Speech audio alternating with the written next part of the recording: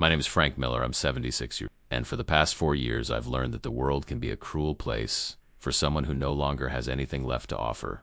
I live, if you can call it that, under the awning of the old Woolworths building on Main Street in Cedar Falls, a small town in Iowa where the wind cuts through your bones and where people seem to have forgotten that compassion still exists.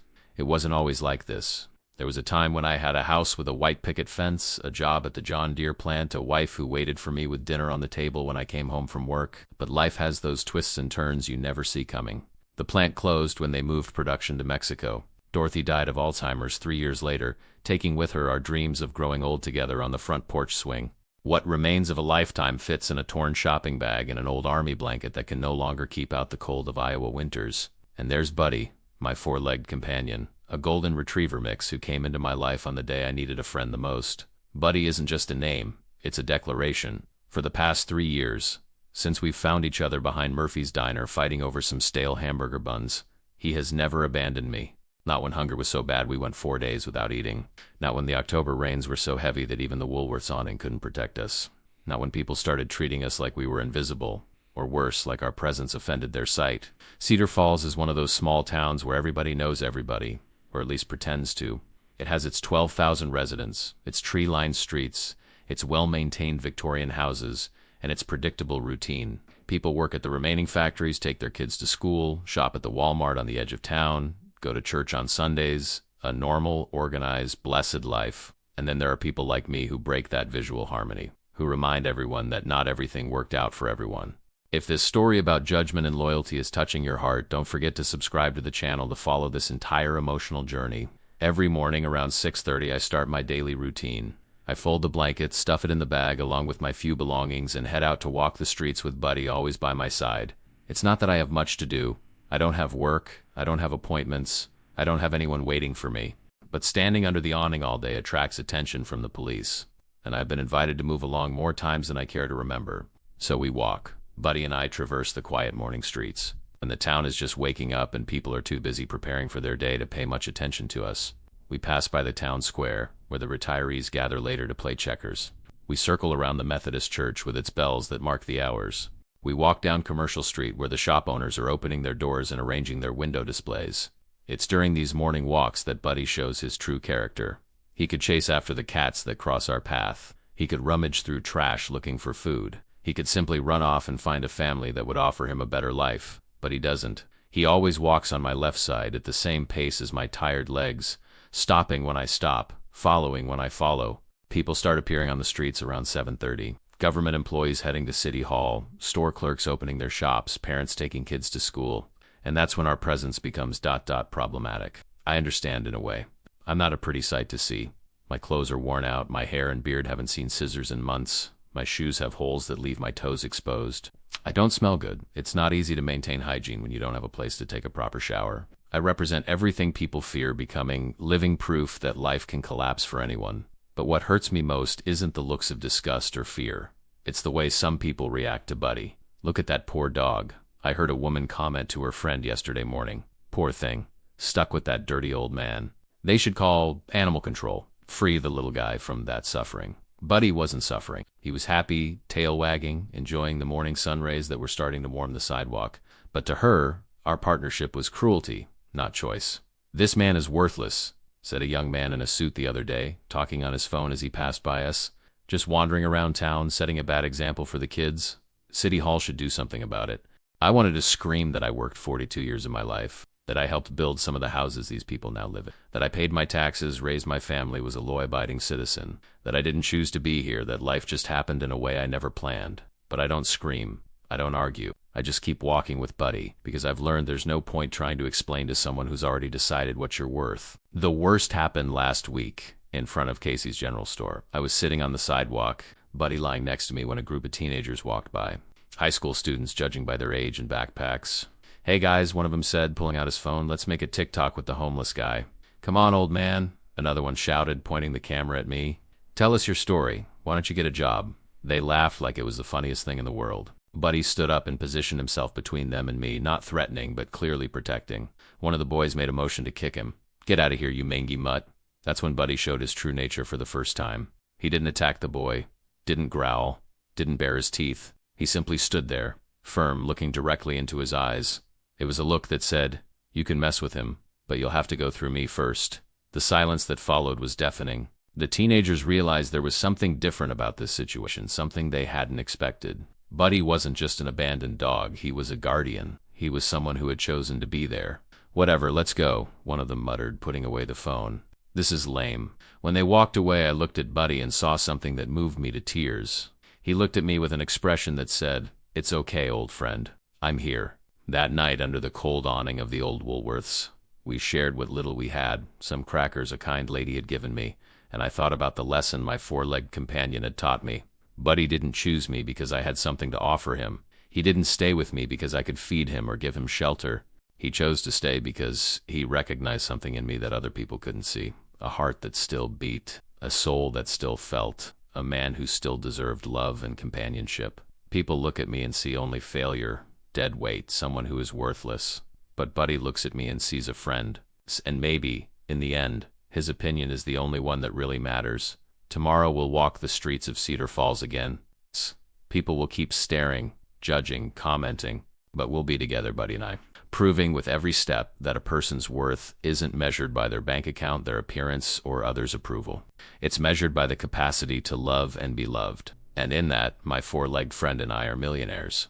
The second month living on the streets taught me that hunger has several stages. First, it's just an annoyance, a sensation you can ignore for a few hours. Then it becomes a constant presence, a hole in your stomach that physically hurts. Finally, it transforms into a kind of mental drowsiness, where you walk half on autopilot, as if you were floating. It was a Thursday in July when Buddy and I were in the third stage of hunger. It had been 3 days since we'd eaten anything more than some stale donuts I'd fished out of a dumpster behind Dunkin' Donuts. The Iowa summer heat was beating down on us hard, and I could feel that Buddy was weak, though he never showed any complaint. We were sitting in the town square under the shade of an old oak tree when Mrs. Henderson appeared. Mrs. Henderson is about 65, retired from the elementary school, and has the habit of feeding the pigeons every afternoon. I'd always seen her from afar, scattering breadcrumbs on the square's ground, surrounded by dozens of birds that knew her well. Our paths crossed frequently, but she had never spoken to me, nor I to her, to be honest. That afternoon, however, she approached. "Good afternoon," she said with a gentle but hesitant voice. "Excuse me for bothering, but are you two all right?" It was a simple question, but no one had asked me that in a long time. "We're managing, ma'am," I replied, trying to sound more confident than I felt. She looked at Buddy, who was lying next to me, clearly tired. "How long has it been since you've eaten?" I thought about lying, pretending everything was fine, but there was something in her expression that made me be honest. 3 days, more or less. Mrs. Henderson studied me for a moment, then said, "Wait here. I'll be right back." She left the square quickly, leaving Buddy and me wondering what was happening. Half an hour later, she returned carrying a plastic bag and an aluminum container. "I made too much for lunch," she said, which was clearly a kind lie. "You wouldn't be doing me wrong by helping me not waste it." She opened the container, and the aroma that came out nearly made me cry. Meatloaf, mashed potatoes, green beans, cornbread, real food, warm, made with care. In the plastic bag were dog biscuits for Buddy. If this unexpected display of kindness is moving you, subscribe to the channel so you don't miss the next chapters of this touching story. "Ma'am, I can't accept this." I started to protest, but she interrupted me with a wave of her hand. "Of course you can. And please call me Helen. Everyone in town knows me by that name." While I ate, trying not to show the desperation I felt, she sat on the bench next to us and started feeding Buddy the dog biscuits. He ate slowly, politely, as he always did, even when he was starving. "What a well-mannered dog," she commented. "What's his name, Buddy?" I replied between bites. "Perfect name," she said, exactly as others had said before. "How long have you two been together?" I told her how we met, how Buddy simply decided to stay with me despite my having nothing to offer him. Helen listened to everything in silence, asking occasional questions, showing no judgment or pity, just genuine interest. "You know, Frank," she said when I finished talking, I had introduced myself mid-conversation. "I worked in education for 30 years. I saw many families, many stories, many types of love. And I can assure you of one thing. What you two have is special." "How so?" "Buddy isn't with you out of obligation or because he has no choice. He could be adopted by any family in this town. He's a beautiful, well-mannered, loving dog. But he chooses to stay with you because he recognizes something many people can't see." "And what would that be?" Helen smiled. "That you're a good person. Animals sense that, they don't care about money, appearance, social status. They feel people's hearts." We finished eating in comfortable silence. When she got up to leave, she said, "I'll be here tomorrow at the same time, feeding the pigeons. If you happen to pass by, maybe I'll have made too much food again." And so began a routine that changed our life on the streets.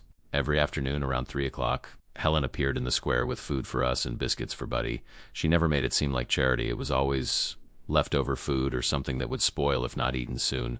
But the most important thing wasn't the food. It was the conversation. Helen told me about her life. Widowed for 10 years, children living in other states. Retirement pension that was enough to live on, but not for luxuries. She felt lonely sometimes, especially after stopping work. Feeding the pigeons had become her way of feeling useful, of having a routine, of caring for someone. I started telling more about my story too. The years working at John Deere, the marriage to Dorothy, the dreams we had of traveling when I retired. Her illness, the medical bills, the feeling of helplessness watching the person I loved most slowly fade away day after day. "Have you thought about looking for your children?" she asked one day. I lowered my head. I have 2 kids, but they have their own lives now, families, jobs, responsibilities. I don't want to be a burden to anyone. I bet they don't even know about your situation, and they can't know. A father isn't supposed to give his children worries. Helen looked at me with an expression that mixed understanding and sadness. "Frank, have you ever thought that maybe your children would want to help?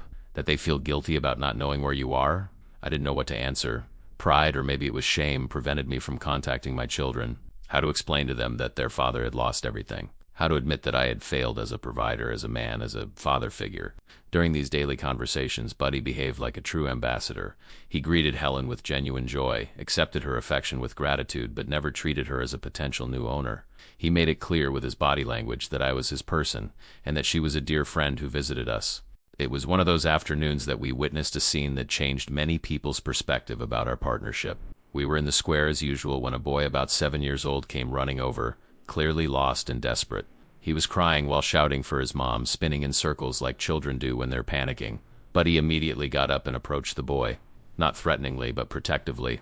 He positioned himself next to the child and started making a low, comforting sound, almost as if he were talking to the boy. The little one stopped crying and looked at Buddy. "Hi, doggy," he said between sobs. Buddy sat down and remained perfectly still, allowing the boy to pet him. This calmed the child instantly. "Will you help me find my mommy?" the boy asked. Buddy wagged his tail and looked at me as if asking for permission. I got up and approached. "Hi there, champ," I said to the boy. "Haha, write your name. Tommy. I was playing and got lost for my mommy. It's okay, Tommy, we're going to find your mommy." "What does she look like?" While the boy described his mother, a small crowd started to form. Helen was there, as well as some people who had stopped to see what was happening. Everyone saw Buddy act like a perfect therapy dog, keeping the boy calm while we searched for his family. 10 minutes later, a desperate woman came running into the square. "Tommy, oh my God, Tommy." The reunion between mother and son was emotional. The woman thanked us profusely, even tried to give me money, which I politely refused. "Your dog saved my son," she said, kneeling to pet Buddy. "He has such a big heart." When the family walked away, I noticed that the people who had witnessed the scene were looking at me differently, not with pity or disgust, but with something like respect. An elderly lady approached and said, "What a special dog you have." He knew exactly what to do. Helen smiled at me. "I already told you, Frank. Buddy recognizes goodness because you're a family of good people." That night, under the cold awning of the old Woolworths, I hugged Buddy and realized something important. We weren't just 2 lost beings trying to survive on the streets. We were a team. We had something to offer the world even in our condition. And maybe, just maybe, there were more people willing to see that than I imagined. Summer in Iowa can be merciless, especially when you don't have an air-conditioned house to retreat. In August, the storms started rolling in with an intensity we hadn't seen in years, turning the peaceful streets into rushing streams and making the temperature drop dramatically at night. For 3 straight days, Buddy and I were trapped under the Woolworths awning, watching the water fall without stopping. Our few belongings were soaked, my army blanket had become a heavy, useless mass, and hunger returned to gnaw at us since we couldn't venture out to look for food. On the 3rd day, a gust of wind made the rain start coming in under the awning. We had nowhere left to go. That's when Buddy did something I didn't expect. He got up, shook the water from his coat, and started walking determinedly into the rain. "Hey, boy," I called out. "Where are you going?" But Buddy didn't stop. He walked a few meters in the rain, looked back to see if I was following, and kept walking. He clearly wanted me to come with him.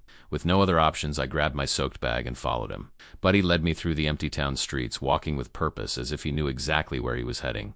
We turned several corners, passed by the town square completely flooded, and continued to a part of town I barely knew. Finally, Buddy stopped in front of a small church, simple architecture that I had never noticed before. There was a discreet sign, Grace Community Church. Buddy climbed the steps to the entrance and sat under the small roof that protected the main door. I hesitated. I'm not very religious, and I felt uncomfortable entering a church with my appearance. But the rain was getting stronger. and Buddy clearly thought this was a good place. The door was slightly ajar. Buddy pushed it with his nose and entered, leaving wet paw prints on the wooden floor. I followed him, feeling like an intruder. The church was small but welcoming, with simple wooden pews and modest decoration. There were some candles lit at the altar, creating a calm and cozy atmosphere. Buddy walked to the back of the church and lay down next to the last pew as if that were his usual place. "Can I help you folks?" I nearly jumped out of my skin.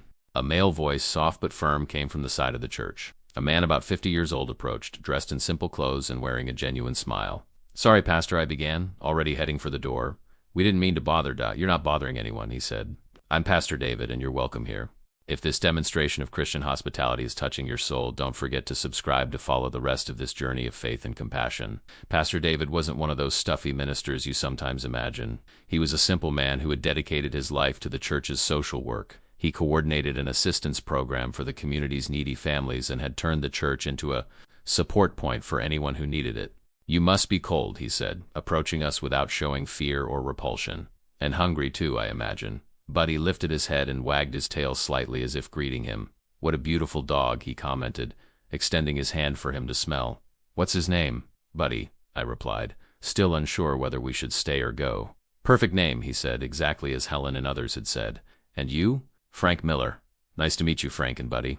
How about some hot coffee?" I have a small kitchen in the back. We spent the rest of the afternoon in the church. Pastor David served us coffee, homemade bread, and even found some leftover dog biscuits for Buddy. More importantly, he talked with us as if we were normal people, not objects of charity. "How long have you been on the streets?" he asked. I told him our story once more. The lost job, the wife's death, the series of setbacks that brought me there. He listened without interrupting, without judging, just nodding and understanding. "And your family? Children?" "I have 2 children, but it's complicated." "Why?" I explained my reluctance to contact them, the pride that prevented me from asking for help, the shame of having failed as a father and provider. Pastor David was thoughtful for a moment. "Frank, can I tell you a story?" He told me about St. Francis of Assisi, the patron saint of the poor, how he was born into a wealthy family but chose poverty to serve others, how he was initially rejected by his own father for that choice. But what made St. Francis special wasn't the fact that he had been rich or poor, he said. It was his ability to love unconditionally, to see Christ in the poor, the sick, the rejected of society. "I don't know if I understand. You and Buddy are an example of unconditional love. He doesn't love you less because you don't have a house. You don't care for him less because he can't give you anything material in return. That's the kind of love Christ preached." I looked at Buddy, who was lying peacefully next to us, and understood what he meant. "Your children would love you the same way," Pastor David continued. "Your current situation doesn't matter. You're their father." The rain stopped by late afternoon, but Pastor David invited us to stay for dinner.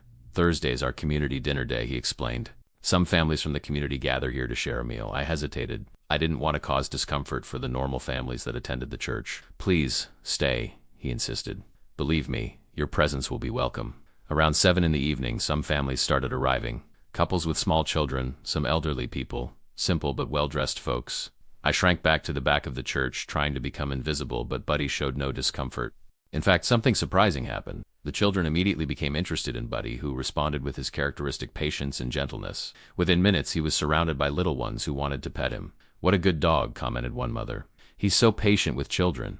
"His name is Buddy," said a little girl about 6 years old. "He's special." During dinner, a simple meal but prepared with love, people started talking with us naturally. They didn't ask invasive questions or show excessive pity. They simply included us in the conversation as if we were part of the community. An elderly man named Robert told me he had lost his job at 58 and gone through similar difficulties before managing to get back on his feet. "Life sometimes tests us," he said. "The important thing is not to lose faith in humanity." A young mother commented on how Buddy had won over her shy son, who rarely interacted with strangers. "He has a special gift with children," she observed. At the end of the evening, when families started leaving, several people said warm goodbyes to it. "We hope to see you next Thursday," said Mrs. Patricia, a lady who had brought a homemade dessert. "You'll always be welcome here," Robert added. When we were alone with Pastor David, he smiled at us. "See, you're not a burden to anyone. You're a blessing." That night, he allowed us to sleep in the parish hall in a corner with some small mattresses. Buddy slept next to me as always, but there was something different in the air. A feeling that maybe we weren't as alone as we thought. In the morning before leaving, Pastor David gave me a card with his phone number. "If you need anything," he said in frank dot. "Think about what we talked about regarding your children. We left the church with more than just food in our stomachs. We left with renewed hope that there was still goodness in the world, and that maybe our story wasn't just about survival, but about finding a new form of family." Buddy had led me to that church for a reason. As always, he knew exactly what we needed. September brought cooler weather, but it also brought changes to our daily routine. Thanks to the support of Helen and Pastor David, Buddy and I no longer went hungry frequently. We also had warm places to take refuge on the worst days, the church on Thursdays and Helen's house when the situation got really tough. But most importantly, we started being seen differently by some people in town. We were no longer just the homeless man and the stray dog. We had names, we had stories, we had people who cared about us. It was on a Wednesday morning around 9 o'clock that we witnessed something that would completely change the community's perception of our partnership. We were in the town square, me reading an old newspaper someone had left on the bench and Buddy resting in the shade, when we heard desperate screams. "Help! Someone help me! My daughter!" A young woman, about 20-something, was running through the square in panic. She was carrying a baby and screaming for help. I approached to understand what was happening. "My older daughter, she climbed up the big tree over there," she said between sobs, pointing to a large maple on the other side of the square. "She was playing, but now she can't get down. She's scared and ... and there's no one here to help." I looked in the direction she pointed and saw a little girl about 4 years old, clinging to a branch about 10 feet off the ground. The child was crying and shouting, "Mommy, I want to come down." Several people had stopped to observe the situation, but no one seemed to know what to do. The fire department would take at least 20 minutes to arrive, and the girl was clearly panicking, which could make her fall. That's when Buddy did something extraordinary. He got up calmly and started walking toward the tree. Not running, not showing anxiety, just with determination. When he reached the base of the maple, he sat directly under the branch where the girl was and began making a low, melodious sound, almost as if he were singing. The girl stopped crying immediately. "Hi, doggy," she said, looking down. Buddy continued with his soothing sound and started wagging his tail slowly. The child visibly calmed down. "He's pretty, Mommy," she called to her mother. "The doggy wants to be my friend." I understood what Buddy was doing. He was offering a distraction, a focal point, so the girl wouldn't go into complete panic. But there was more to it than that. I approached the tree and spoke in a calm voice. "Hi there, princess. What's your name?" "Emma," she replied, still looking at Buddy. "Emma, I'm Frank, and this is my friend Buddy. He loves children, you know? He's worried about you up there. Is he going to help me?" "Of course he is. But first you need to listen to me very carefully, okay? If this demonstration of courage and compassion is moving you, subscribe to the channel to follow the end of this incredible story." I spent the next 15 minutes talking to Emma, keeping her calm and giving her simple instructions on how to position herself to come down safely. Buddy remained motionless at the base of the tree like a silent guardian, offering his comforting presence. When the firefighters arrived, the situation was completely under control. The girl was calm, following instructions, and Buddy had become her emotional reference point. "Excellent work," the fire sergeant told me. "You kept the child stable until we got here. That made the rescue much easier." The rescue was quick and efficient. Emma came down in a firefighter's arms and immediately ran to her mother. But before walking away, she ran over to Buddy and gave him a tight hug. "Thank you, Buddy," she said. "You're the best dog in the world." The mother approached, tears in her eyes. "I don't know how to thank you. You saved my daughter." "It was Buddy who did everything," I replied. "He has a special gift with children." A small crowd had formed during the incident, and I could hear people's comments. "What an incredible dog. Knew exactly what to do. I've never seen anything like it. This man and the dog are heroes." But it was an elderly lady's comment that marked me most. I judged this gentleman wrong. I thought he was worthless. What a shame on me. In the following days, the story spread throughout the entire town. Emma and her mother, Sarah, sought us out several times in the square to chat. Sarah told me she was a single mother, worked as a nurse, and was raising her 2 daughters alone. "You gave me the greatest gift anyone can give a mother," she told me. "You saved my daughter." "Anyone would have done the same," I replied. "No, they wouldn't. Many people just watched and did nothing. You acted." From that day forward, our life on the streets changed dramatically. People started greeting us on the street. Store owners offered us water or a place to sit on their sidewalks when it was very hot or cold. Children ran up to Buddy to pet him when they saw us. Most importantly, we stopped being invisible. We were recognized as Frank and Buddy, not just as the homeless man and the dog. A week after the incident, the owner of Murphy's Diner, Mr. Murphy himself, called us over when we passed by his establishment. "Frank," he said, "can I talk to you?" I approached, still somewhat distrustful. Mr. Murphy had always been cordial, but never particularly friendly. "Listen," he continued, "I need someone to sweep the diner's sidewalk every morning, arrange the tables and chairs. It's not a full-time job, but I can pay something per day. Would you be interested?" I was speechless for a moment. "Are you serious?" "Of course I'm serious. You proved you're a responsible person, and Buddy would even attract more customers. People love him." I accepted immediately. It wasn't much, $50 a week, but it was a start. It was dignity. It was purpose. On the first day of work, Buddy behaved like the perfect commercial establishment dog. He greeted customers politely, accepted affection with gratitude, but never bothered anyone. He instinctively understood that this was our workplace. "This dog is worth his weight in gold," commented Mrs. Johnson, a regular customer. "He's more polite than most people." Mr. Murphy agreed. "Honestly, Frank, since you two started here, business has increased. People come for coffee just to see Buddy. 3 weeks after starting work at the diner, something happened that I didn't expect. Mr. Murphy called me to talk at the end of the day. "Frank, I have a proposal for you." "Yes, sir." "There's a small room behind the diner. It's been empty for months. If you want, you can live there. I won't charge rent, but you'd be responsible for opening the diner every morning and locking up at night." I looked at Buddy, who was lying at my feet, as always. After months of living on the street, the possibility of having a roof over our heads seemed like a dream. "What about Buddy?" I asked. "Of course he can stay too. He comes with the package." That night, for the first time in almost 2 years, Buddy and I slept in a real bed, in a real home. It was simple. A small room with a bed, a table, a tiny bathroom, but it was ours. Before falling asleep, I looked at Buddy and said, "Look how far we've come, boy." Who would have thought that day in the square would change everything? He looked at me with those intelligent eyes and seemed to smile. As always, Buddy knew we were on the right path. The townspeople started telling our story as an example that we shouldn't judge by appearances. Emma grew up telling her school friends how she was saved by the hero Buddy and his owner. Our story became a local example that a person's worth isn't measured by their external appearance, but by the goodness of their heart. 4 months after moving into the room behind Murphy's Diner, our life had found a rhythm that seemed almost normal. Buddy and I had an established routine. We woke up at 5 in the morning, I opened the diner, he helped me greet the first customers of the day. And at the end of the afternoon, we closed together, went up to our small home, and shared a simple but satisfying dinner. The whole town knew us now. Not as the homeless man in the mutt, but as Frank and Buddy, the heroes who saved Emma. Children ran toward us on the street, adults stopped to chat, and Buddy had become a sort of unofficial mascot of the town square. But it was on a December afternoon, when winter was beginning to set in and the maples were bare, that our story took a turn that no one, not even I, could have predicted. It was about 2 in the afternoon, and I was arranging the sidewalk tables at the diner, when a car with Michigan plates parked in front of the establishment. 2 people got out who made my heart skip several beats. My son, Michael, 47 years old, and my daughter, Lisa, 44. They looked older than I remembered, more tired, with that expression of someone who had been through a lot of stress.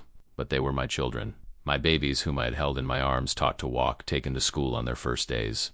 Buddy immediately sensed my emotional disturbance. He got up from the shade where he was resting and came to stand beside me as he always did when he felt I needed support. Michael saw me first. For a moment he just stared as if he couldn't believe it. Then he said to Lisa, "It's him. It's Dad." They approached slowly, hesitating. I didn't know whether to run to embrace them or hide in shame from being found like this, still in simple clothes, still marked by years on the street, still accompanied by the dog who had become my family. "Dad?" Lisa said, her voice breaking. "Dad, is it really you?" "Hi, sweetheart," I managed to say, feeling tears coming. "Hi, Michael." What followed was an explosion of emotions. Hugs, tears, tumbling questions, apologies, confused explanations. They had been looking for me for years, they said.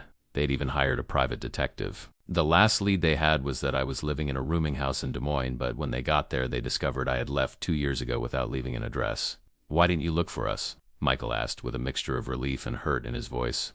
"We knew about Mom. We knew you were having difficulties, but we lost your trail." How could I explain to them? How could I tell them that pride, or was it shame, prevented me from asking for help when I needed it most? How could I admit that I preferred living on the street rather than becoming a burden to my own children? If this family reunion is moving you, don't forget to subscribe to the channel to follow the end of this incredible story. It was Lisa who noticed Buddy first.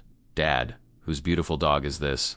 "This is Buddy," I said, petting his head. He's been my family for 3 years." I told them our whole story. The days on the streets, the hunger, the cold, how Buddy came into my life at the moment I most needed a companion.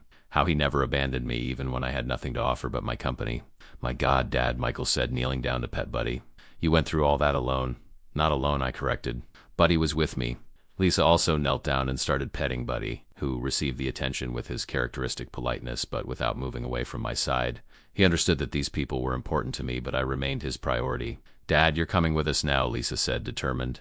"I have a big house in Grand Rapids. The grandkids will love meeting Grandpa. And ... What about Buddy?" I interrupted. Michael and Lisa looked at each other. It was obvious they hadn't thought about the dog. "Well, maybe we can find a good family for him here in town," Michael suggested. "Such a well-behaved animal, certainly." The double quotes, no. The word came out of my mouth with a firmness that surprised even me. "Buddy doesn't stay. We go together or I don't go." My children looked at me as if I had lost my mind. "Dad," Lisa said gently, "it's just a dog. We can get another ... double quotes. He's not just a dog, I said, feeling anger grow in my chest. Buddy is my family. He stayed with me when you weren't there. He fed me when I was hungry, warmed me when I was cold, protected me when I was in danger. He's not just a dog, he's my four-legged son. The silence that followed was tense. I could see my children struggling between the joy of finding me and frustration with my stubbornness. For them, it was simple. Abandon the animal and return to the real family. But it was at that moment that Buddy did something that changed everything. He got up, walked over to Michael and Lisa, and lay down on the ground between them, putting his head on his paws. It wasn't a begging position, it was a position of surrender. He was offering himself, showing that he wouldn't be an obstacle, that he could be part of the solution. Michael looked at him for a long moment. He understands what we're talking about, doesn't he? Buddy understands much more than people imagine, I replied. Then Buddy did something even more surprising. He got up, walked over to the sidewalk where there was a trash can that was always out of place, and pushed it with his nose until it was perfectly aligned with the others. Then he picked up a paper napkin that had fallen on the ground and brought it to me. My God, Lisa murmured. He's helping clean up? Buddy always helps me with work, I explained. He understands that we have responsibilities. At that moment, Mr. Murphy came out of the diner. Frank, everything okay here? You looked at ... He stopped when he saw my children. Ah, you must be Frank's family. He always talks about you. You know our dad? Michael asked. Know him? Frank and Buddy are part of the family here. Best employee I've ever had. And this dog here is a four-legged angel. Do you know the story about the girl in the tree? My children shook their heads, and Mr. Murphy told the whole story of Emma's rescue, with details I had forgotten. How Buddy instinctively knew what to do, how I kept calm, how we worked as a team to save a child. Your father and this dog are heroes in our town, Mr. Murphy concluded. It would be a shame to lose them. At that moment, Sarah appeared with her two daughters to buy lunch, as she did every week. Emma, now 5 years old, immediately ran toward Buddy. Buddy, my hero, she shouted, hugging him. Buddy wagged his tail and licked her little face with infinite patience. Mommy, Emma said to Sarah, this is Buddy. He saved me when I was in the tree. Sarah smiled at me. Frank, how are things going? Sarah, these are my children, Michael and Lisa, I introduced. How wonderful, Sarah said. Your children must be very proud of you. Frank and Buddy are famous here in town. An inseparable pair who make a difference in everyone's life. Emma, still hugging Buddy, looked at Michael and Lisa.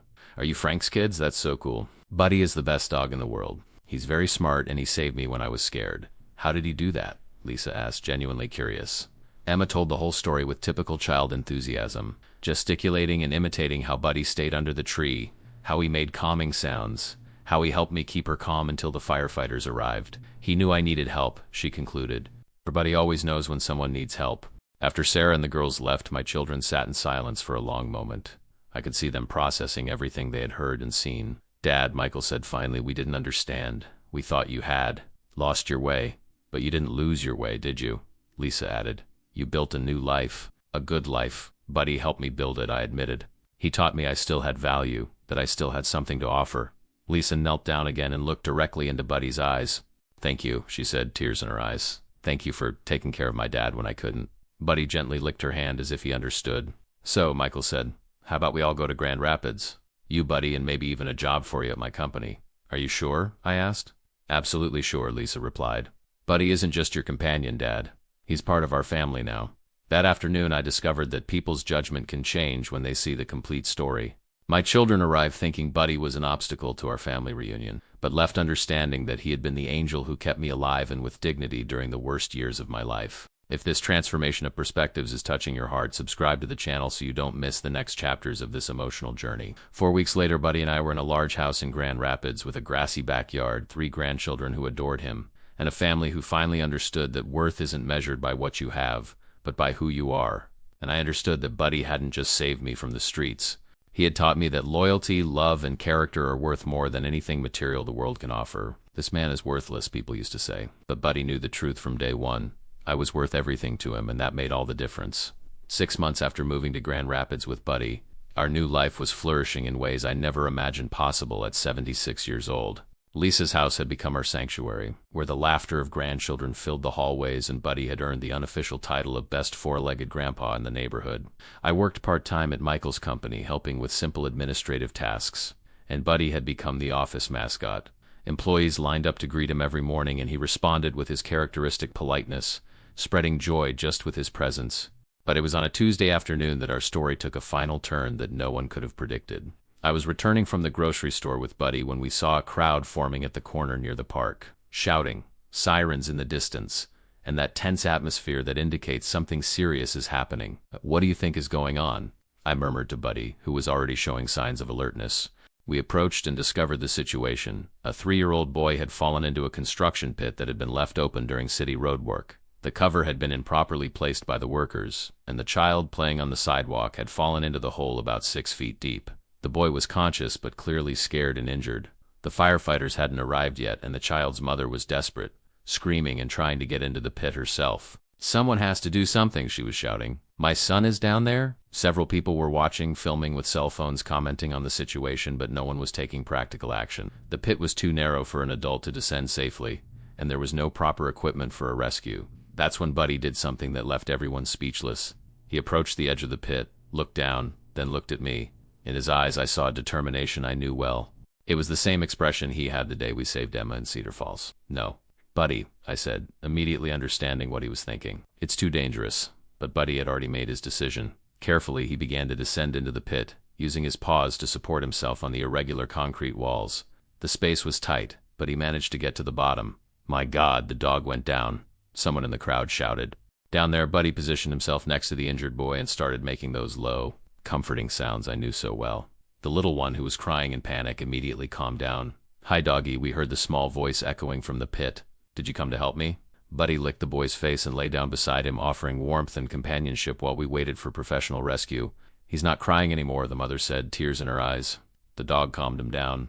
If this final demonstration of loyalty and courage is moving you, don't forget to subscribe to follow the end of this incredible story. 10 minutes later, the firefighters arrived with proper rescue equipment, but when they saw Buddy down there, keeping the boy calm and warm, they were impressed. "I've never seen anything like this," commented the fire sergeant, "and the animal went down on his own to keep the victim company. That's pure emotional intelligence." The rescue was executed perfectly. First, they lifted Buddy in an improvised harness. He cooperated completely, as if he understood the procedure. Then they brought up the boy, who had minor injuries but nothing serious. What happened next was something I'll never forget. The boy's mother, crying with relief, knelt in front of Buddy and hugged him tightly. "Thank you," she said, kissing his head. "Thank you for taking care of my little boy." But it was the crowd's reaction that surprised me. People started to applaud. Not just polite applause, but a standing ovation with shouts of "Bravo" and "Hero." What an incredible dog. He's a 4-legged angel. I've never seen such intelligence in an animal. A reporter from a local newspaper who had arrived to cover the accident approached me. "Are you the owner of this extraordinary dog?" he asked. "Yes," I replied with pride. "Could you tell us a little about him? Is this heroic behavior common?" I told him our entire story. The years on the streets, how Buddy found me when I needed him most. Emma's rescue in Cedar Falls, our journey to Grand Rapids. The reporter recorded everything, fascinated. "Do you realize," he said, "that your dog has saved 2 children in different situations? That's not coincidence. That's character." I looked at Buddy, who was sitting beside me, still with a bit of dirt from the pit walls on his coat, but with those bright eyes that said, "We did the right thing, old friend." "Buddy doesn't just save children," I told the reporter. "He saves anyone who needs it. He saved me when I was just a man who was worthless on the streets of Cedar Falls." The story appeared in the newspaper the next day, with the headline, "4-Legged Hero, the loyalty story that's moving Michigan." The article told our complete journey, from the difficult days on the street to the most recent rescue. But what marked me most were the readers' online comments. I cried reading this story. What a lesson about not judging by appearances. This dog has more character than many human beings. What a shame to know that people laughed at a man who had so much worth. Beautiful story of how true love transforms lives. A week later, we received an unexpected visit at home. It was Helen, who had traveled from Cedar Falls to Grand Rapids specifically to see us. "Frank," she said, hugging me. I read the article in the newspaper. "I'm so proud of you both." She spent the afternoon with us, met my children, played with my grandchildren, and of course, spoiled Buddy with all the attention possible. "You know, Frank," she said before leaving, "since you two left Cedar Falls, the town hasn't been the same. People learned an important lesson by observing you both. They learned that a person's worth isn't measured by what they have, but by the love they're capable of giving and receiving." "How is Emma doing?" I asked. "Growing up beautiful and smart. She always tells her schoolmates about the day she was saved by Hero Buddy. She's become a little advocate for abandoned animals. She says when she grows up, she wants to help dogs like you find families." That night, sitting on Lisa's house porch with Buddy lying at my feet and the sound of grandchildren playing in the yard, I reflected on our journey. There were people who looked at me in the worst moments and said, "This man is worthless." But Buddy always knew the truth. He saw in me what I myself had forgotten existed. Capacity to love, to protect, to make a difference in others' lives. And in the end, it was his unwavering loyalty that silenced all judgments, not with words or arguments, but with actions, saving children, offering comfort, demonstrating that true worth is in the heart, not in appearances. If this story of loyalty, overcoming, and unconditional love touched your heart, subscribe to the channel for more stories that celebrate the special bonds between humans and animals. Today, when people stop me on the street to greet Buddy, he's become a local celebrity. I always say the same thing. He's not just my dog. He's my teacher, my protector, my best friend. He taught me that no one is worthless when there's true love involved. Buddy is now 9 years old, has some white hairs on his muzzle, and moves a little slower on cold mornings. But his eyes still shine with the same intelligence and love I saw the first day we met behind Murphy's Diner in Cedar Falls. Sometimes, late at night, when I'm petting him before we sleep, I whisper, "Thank you, boy. Thank you for seeing in me what no one else could see." And he looks at me with those wise eyes that seem to say, "I always knew who you really were, old friend." I was just waiting for you to remember too. Buddy's loyalty didn't just save my life, it gave me back my dignity, my family, and my faith in human goodness. And every time someone tries to diminish another person's worth, I remember the most important lesson he taught me. True love doesn't see appearances, it sees the soul. And when you truly love someone, you defend them not just with words, but with actions that speak louder than any judgment. That was the loyalty that silenced everyone who once laughed at a poor old man and his dog. A loyalty that proved beyond any doubt that sometimes those who are most worthless are those who judge without knowing the true story.